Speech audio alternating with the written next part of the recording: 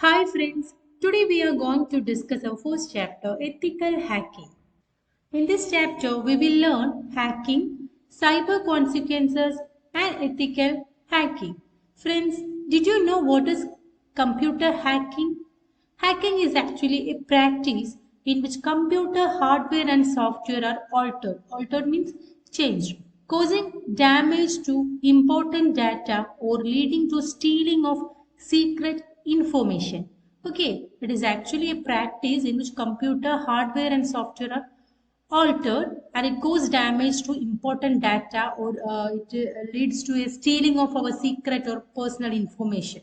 Okay.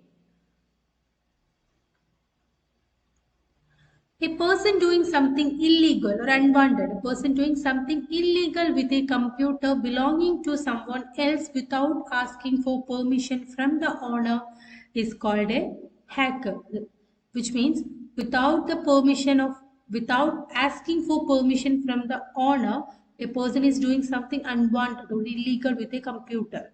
Okay, so he is referred to as a hacker. Next is types of hacking. We can segregate hacking into different categories based on what is being hacked. Let's see some of the examples. Malware attacks. Malicious software, also known as malware, that infects a system and spreads without the user knowledge or consent, damaging files, stealing data, or gaining unauthorized access, which is under the category malware attacks. Ransom attacks. Ransomware is an advanced form of malware that encrypts the victim's data and demands a ransom payment to effectively release and restore access to the files or system. Phishing attacks. Phishing attacks is the fraudulent attempt to capture sensitive information like password, login credential, financial data, etc. by pretending to be a legitimate or trustworthy entity via email, phone, or website. Ethical hacking. Ethical hacking involves finding weaknesses in a computer or network system for testing purpose and finally getting them fixed. Hacking. This is the process of recovering secret password from data that has been stored in or transmitted by a computer system. Brute force attacks.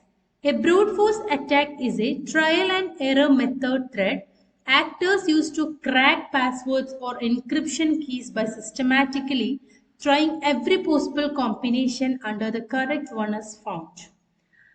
Next is computer hacking. This is the process of stealing computer ID and password by applying hacking methods and getting unauthorized access to a computer system. Man in the middle attacks, otherwise known as data eavesdropping. MIDM is the interception and alteration of communication between two parties to steal sensitive information. These are some examples of hacking. Advantages of hacking. Hacking is quite useful in some ways. We know hacking is not a proper process. We know hacking has a lot of disadvantages and also it has some advantages. So let's see, to recover lost information. One of the main advantages is to recover our lost information, especially in case when we lost our password. Okay. Next, to perform penetration testing to strengthen computer and network security. Next is to put advocate preventative measures in place to prevent security breaches. Next is to have a computer system that prevents malicious hackers from gaining access. Next is disadvantages of hacking.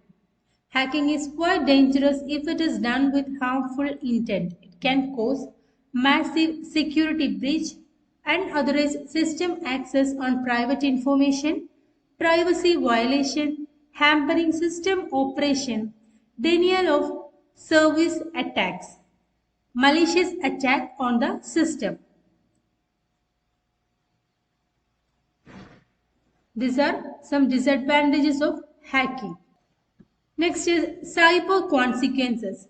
Cyber consequences refers to the impacts and repercussions result from activities in the digital realm, particularly in the context of cyber security. Let's discuss some of the common cyber consequences. Data breaches, unauthorized access leading to the exposure of sensitive information such as personal data, financial records, or intellectual property. Financial losses, monetary impact due to the theft of funds, ransom payments, recovery costs, and business losses stemming from reputational damage. Service disruption.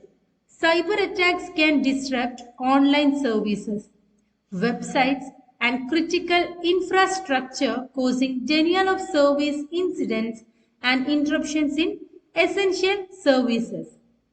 Reputational damage. Loss of trust and credibility for individuals or organizations due to perceived inadequacy in protecting sensitive information or service disruption. Intellectual property theft. Unauthorized acquisition of trade secrets, research data, or proprietary information affecting a company's competitive advantage and innovation. National security threats. Cyber threats can pose risk to a country's security involving state-sponsored attacks. Legal consequences. Violations of laws and regulations related to cyber activities may lead to fines, lawsuits, and legal actions against individuals and organizations. Privacy invasion. Compromising personal privacy through cyber attacks resulting in identity theft, stalking, and other forms of harassment. Ethical hacking. Ethical hacking involves the authorized attempt to gain access to computer system, applications, or data by duplicating the strategies and methods that would be used by a malicious hacker. Ethical hacking means it's not an unauthorized attempt, it is an authorized attempt to gain access to someone's computer system or data by duplicating the strategies and methods that would be used by a malicious hacker. It is also known as penetration testing. An ethical hacker is a cybersecurity professional with in-depth knowledge of computer systems, networks, and security. Importance of ethical hacking. Ethical hacking can be used to test password strength, penetration test after software updates or a new security patch, test the validity of authentication protocols, ensure data communication channels cannot be intercepted. Types of ethical hackers. Hackers can be classified into different categories such as white hat, black hat, and grey hat based on their intent of hacking a system. White hat hackers. White hat hackers are also known as ethical hackers. They never intend to harm a system. Rather, they try to find out weaknesses in a computer or network system as a part of penetration testing and vulnerability assessment. Black hat hackers. Black hat hackers, also known as crackers, are those who hack in order to gain unauthorized access to a system and harms its operations or steal sensitive information. So, black hat hackers are also known as crackers and they hack in order to gain the unauthorized access to a system and have its all operations or steal personal information. Grey hat hackers. Grey hat hackers are a blend of both black hat and white hat hackers. Miscellaneous hackers. Apart from white hat, black hat and grey hat, they have the categories of hackers based on what they hack and how they do it. Let's see some of the miscellaneous hackers. Red hat hackers. Red hat hackers are again a blend of both black hat and white hat hackers. Blue hat hackers. A blue hat hacker is someone outside computer security consulting firms who is used to bug test a system prior to its launch. Elite hackers. This is a social status among hackers, which is used to describe the most skilled. Script kiddie. A script kiddie is a non-expert who breaks into computer system.